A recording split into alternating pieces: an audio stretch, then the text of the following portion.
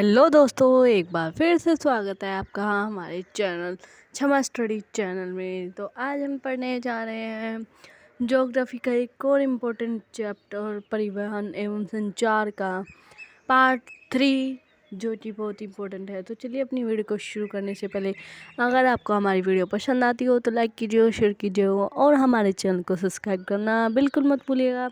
तो चलिए अपनी वीडियो को शुरू करते हैं। क्वेश्चन नंबर 13 जो है 12 तक हमने पार्ट 2 में पढ़े थे। अगला क्वेश्चन, अंतरस्थलीय जलमार्गों के 3 लाभ लिखिए। तो अंतरस्थलीय जो जलमार्ग हैं उनके 3 लाभ लिखने हैं। तो उनके 3 लाभ निम्नलिखित है। कौन कौन से हैं हम देखिए।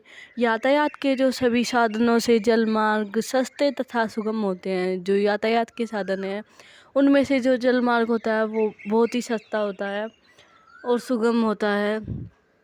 भारी, सस्ती तथा अधिक स्थान घेरने वाली वस्तुएं जैसे कोयला, लोहा, लकड़ी आदि जो हैं को ढोने का सबसे सस्ता साधन है जलमार्ग। रेल एवं सड़कें यातायात की भांति जल यातायात में विशेष मार्ग बनाने की आवश्यकता नहीं होती। जो रेल एवं सड़कें यातायात की भांति होते हैं, जल यातायात में विशेष मार्ग बनाने की आवश्यकता नहीं होती। रेल के लिए पटरियों की ज़रूरत होती है, लेकिन जलमार्ग जो है वो समुद्र में चलता है, तो इसलिए उनके लिए कोई मार्ग बनाने की आवश्यकता नहीं होती। अगला है, घने वनों में नदियाँ जो हैं, नदियाँ ही परिवहन का एक मात्र साधन है। जो घने जो वन होते हैं, बड़े बड़े वन होते हैं, उनके अंदर रेल से या गाड़ियों से नहीं जा सकता, तो वहाँ पर जाने के लिए जो है नदियों की आवश्यकता होती है। अगला है, वायु के परिवहन के लिए के 3 दोष कौन कौन से हैं। तो वायु के जो परिवहन के 3 दोष हैं वो निम्नलिखित हैं। जो पहला है, यह परिवहन का सबसे महंगा साधन है, अतः इसका लाभ केवल धनी लोग ही उठा सकते हैं। यह जो परिवहन है वो सबसे महंगा साधन है, वायु परिवहन। इसका लाभ केवल धनी, बहुत रिच आदमी जो हैं, बड़े बड़े लोग ही उठा सकते हैं। जो गरीब लोग हैं वो इनका लाभ नहीं उठा सकते। खराब मौसम में वायु सेवा उपलब्ध नहीं होती। देखिए, जब मौसम खराब होता है, बारिश होती है, तूफान आता है, तो जो उसकी वजह से वायु सेवाएं नहीं उपलब्ध हो पाती। अगला है, वायुयानों की दुर्घटनाएं एवं अपहरण की समस्याएं कई बार भयंकर रूप धारण कर लेते हैं। वायुयान होता है उनको हैक कर लेते हैं। टेररिज्म बहुत ही फैला हुआ है आजकल, तो जो वायुयान होते हैं उनकी अपहरण की दुर्घटनाएं भी एक भयंकर रूप धारण कर लेती हैं। अगला क्वेश्चन है हमारा, मानचित्र से पाइपलाइन के परिवहन के दोष। तो पाइपलाइन परिवहन के दोष अभी हमने लाभ पढ़े थे, अब हम पढ़ेंगे परिवहन जो है परिवहन के दोष। तो चलिए, पाइपलाइन परिवहन लॉस नहीं होती। जो पाइपलाइन जो है परिवहन वो कोई लॉस नहीं होती। दूसरा, इसमें रिसाव का पता लगना जो है एक बड़ी समस्या होती है। जैसे कि पाइपलाइन बहुत दूर दूर तक होती हैं, उसमें अगर छेद हो जाए, रिसाव हो जाए जल का, पेट्रोल का, तो उससे पता नहीं चलता क्योंकि वो ज़मीन के अंदर होती हैं। ये समस्याएं हैं। दूसरा है, तीसरी जो है, कहीं पर पाइपलाइन के फट जाने पर इसकी मरम्मत करनी कठिन हो जाती है। जब पाइपलाइन फट जाता है तो उसकी मरम्मत करना भी बहुत ही कठिन हो जाता है। एक बार बनाने के बाद न तो इसकी क्षमता को घटाया जा सकता है और नहीं बढ़ाया जा सकता है। जो पाइपलाइन है उसको एक बार बना दिया जाए तो उसकी ना तो क्षमता बढ़ाई जा सकती है और ना ही घटाई जा सकती है। कई क्षेत्रों में तो इसकी जो सुरक्षा की व्यवस्था भी बहुत कठिन हो जाती है। जो है कई क्षेत्रों में इसकी सुरक्षा की भी व्यवस्था बहुत कठिन हो जाती है। अगला प्रश्न है, संसार में उपलब्धता परिवहन व संचार सेवाओं का महत्व बताओ। तो संसार में उपलब्ध परिवहन संचार और सेवाओं का महत्व बताना है तो परिवहन व्यक्ति और वस्तु के उनको जो है एक स्थान से दूसरे स्थान तक पहुंचाने की सुविधा को कहते हैं परिवहन। यह समाज की आधारभूत आवश्यकताओं को पूरा करने के लिए रचा गया एक संगठित सेवा उद्योग है। ये सेवा का महत्व है वस्तुओं व सेवाओं का उत्पादन क्षेत्रों से उनके उपयोग क्षेत्रों तक पहुंचाने का महत्वपूर्ण माध्यम परिवहन है। वस्तुओं सेवाओं को उत्पादन क्षेत्रों तक पहुंचाने का जो एक इकलौता माध्यम है वो क्या है, परिवहन है। किसी भी देश का विकास प्रत्यक्ष अथवा अप्रत्यक्ष रूप से परिवहन सेवा पर ही निर्भर करता है। जो किसी भी देश का जो है विकास प्रत्यक्ष हो या अप्रत्यक्ष हो वो परिवहन की जो है सेवाओं पर ही निर्भर करता है। अगला, स्थल जल वायु व पाइपलाइन परिवहन की मुख्य विधियाँ हैं जिनका प्रयोग परिवहन के लिए किया जाता है। जो है जल स्थल वायु व पाइपलाइन परिवहन की मुख्य विशेषताएं हैं जिनका जो है प्रयोग परिवहन के लिए किया जाता है। अब संचार का महत्व। जो संचार संदेश तथा विचार एक स्थान से दूसरे स्थान तक पहुंचाए जाते हैं। और दूसरा, शुरू में संचार का काम मनुष्य पशु तथा परिवहन के विभिन्न साधनों द्वारा होता है। तीसरा, रेडियो जो टेलीविज़न फैक्स तथा इंटरनेट के विकास ने संचार को और भी जो आसान बना दिया है। संचार आज इंटरनेट पृथ्वी पर सबसे बड़ा विद्युतीय जाल के रूप में 100 से अधिक देशों को जोड़ता है। संचार में आधुनिक विकास जैसे मोबाइल टेलीफोन तथा सैटेलाइट इत्यादि संचार के महत्वपूर्ण साधन हैं। अगला प्रश्न है, सड़कों का क्या महत्व है? विकसित देशों में सड़कों की अच्छी गुणवत्ता होने की किन्हीं 3 गुणों को स्पष्ट कीजिए। जो सड़कों के जो महत्वपूर्ण क्या महत्व है, तो छोटी सड़कें छोटी दूरियों के लिए सड़क परिवहन रेल परिवहन की अपेक्षा आर्थिक दृष्टि से जो है लाभदायक होती है।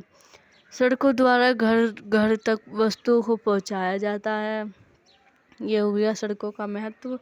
अब विकसित देशों में जो है सड़कों की अच्छी गुणवत्ता के कारण तो सड़कों के जो निर्माण व उनके रखरखाव पर भारी खर्च आता है।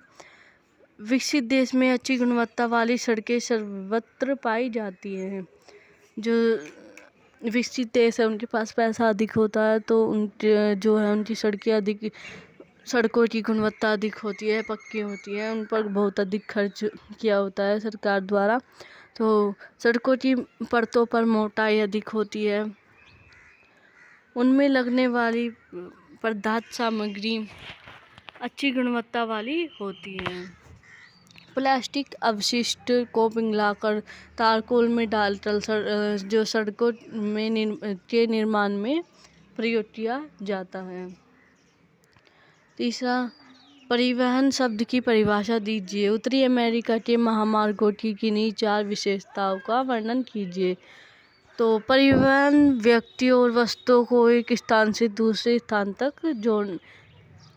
वहन करने की सेवा या सुविधा को कहते हैं, जिसमें मनुष्य पशु तथा विचित्र प्रकार की गाड़ियों का प्रयोग किया जाता है। जैसे कि उत्तरी अमेरिका की महामार्गों की विशेषताएं, तो प्रत्येक स्थान महामार्ग से 20 किलोमीटर दूरी की स्थिति पर स्थित है। पश्चिमी प्रशांत महासागरीय तट पर स्थित नगर पूर्व में अटलांटिक महासागरीय तट पर स्थित नगरों से भली भांति जुड़े हुए हैं। उत्तर में कनाडा के नगर दक्षिण में मैक्सिको के नगर से जुड़े हैं। क्या 4 महामार्ग अमेरिका का। अगला प्रश्न है, विश्व का व्यस्ततम समुद्री मार्ग कौन सा है? इस मार्ग की 4 विशेषताओं का जो वर्णन कीजिए। तो विश्व की जो समुद्री मार्ग है व्यस्ततम, उसकी विशेषताएं इस प्रकार है। उत्तरी अटलांटिक की समुद्री मार्ग विश्व का व्यस्ततम व्यापारिक जलमार्ग है। कौन सा? उत्तरी अटलांटिक समुद्री मार्ग जो है विश्व का सबसे व्यस्ततम मार्ग है, जलमार्ग समुद्री मार्ग है। उत्तरी अटलांटिक समुद्री मार्ग की विशेषताएं इस प्रकार हैं। यह मार्ग औद्योगिक दृष्टि से विकसित विश्व के दो प्रदेशों उत्तरी पूर्वी संयुक्त राज्य अमेरिका और उत्तर पश्चिमी जो यूरोप को मिलाता है। किसी उत्तरी पूर्वी संयुक्त राज्य और अमेरिका उत्तर पश्चिमी यूरोप को मिलाता है। विश्व का 1/4 विदेशी व्यापार इस मार्ग द्वारा परिवहित होता है। इस मार्ग को वृत्त ट्रक मार्ग को भी वृत्त मार्ग भी कहते हैं। किसी भी अन्य मार्ग की अपेक्षा अधिक देशों और लोगों को सेवाएं प्रदान करता है। यह समुद्री मार्ग प्राचीन विश्व के हृदय स्थल रहे जाने वाले क्षेत्रों से गुजरता है। अगला है जल परिवहन के कोई 6 लाभ बताइए। 2 महत्वपूर्ण मनुष्य निर्मित नौवाहन नहरें कौन सी हैं? उनके द्वारा जोड़े गए सागरों के नाम बताइए। उत्तर जल परिवहन के लाभ।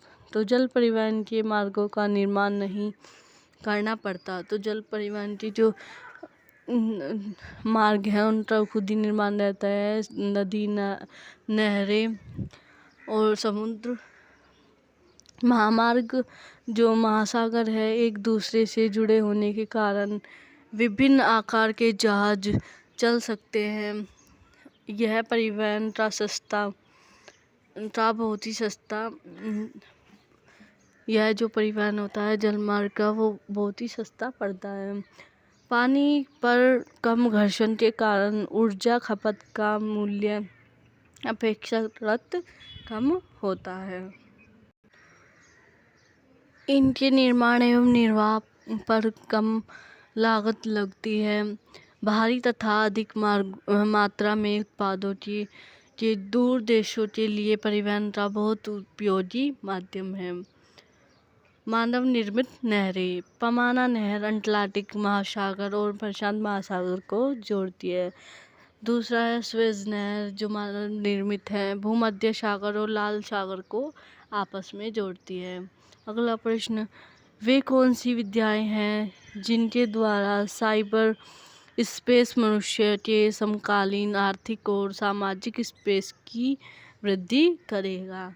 तो इंटरनेट की सुविधाजनक संपर्क प्रणाली द्वारा कोई प्रयोगकर्ता माइक्रो कंप्यूटर और मॉडेम के माध्यम से साइबर स्पेस से जुड़ सकता है और इससे संबंधित विविध प्रकार की नवीनतम जानकारी प्राप्त कर सकता है।